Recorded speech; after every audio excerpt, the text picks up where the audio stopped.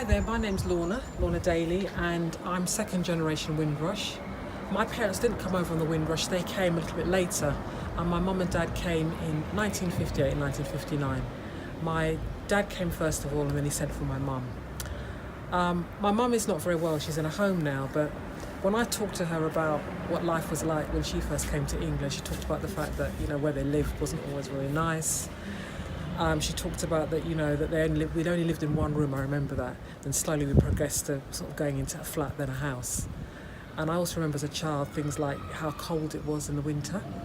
I also remember one day that we had a little paraffin heater, and the bracket broke and it caused smoke and everything in the house. And I remember that if, my mum and dad hadn't been there, we'd been awake, we probably wouldn't be here now. And I also remember that time stories of other children who died in house fires, and these were their parents that were going out to work at like 6 o'clock in the morning, not coming in till 10 or 11 o'clock at night. These are the parents that had the older sibling looking after their children, and life wasn't easy for them.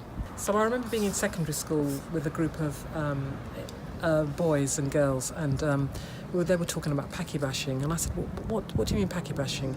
And they said that's when they go around beating up Asian minorities. And I said, but that's racist. And they said to me, oh yeah, it is, but you're different. And I also remember sometimes some of the comments that used to get, like about gollywogs and coons and niggers.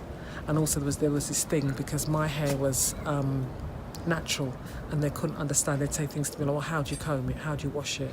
So yeah, but on the whole, school for me was okay, what I thought was okay. I had a good set of friends. One of my friends was Chinese, and there was another Nigerian girl, and we got on very well together. And in fact, I'm still in touch with some of those friends now.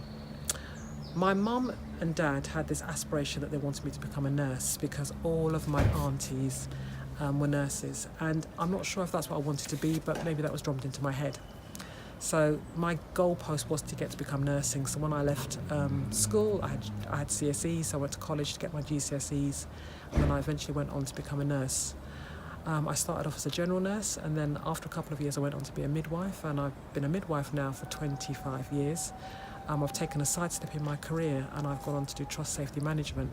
And the reason why I've been able to achieve that is because of background in nursing and also midwifery, and also the fact that also I'm a graduate as well. And that's one of the things that I'd say to anybody watching this now, that it's not where you start, it's where you finish, but it's also to ensure that any opportunities you get, take it, make sure that you use it.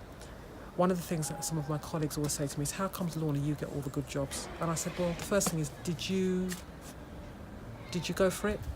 Did you go for it? Oh, well, because we're black. And I said, well, if we keep using that, we're never going to get this far. I'd like to introduce you to my two sons, and then I'll speak a bit more.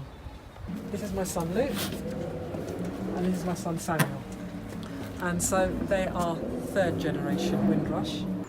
Luke, what do you think of Grandma's experiences when she talks to you about when she first came to this country? Well, I usually go and visit my grandma, who's currently in home.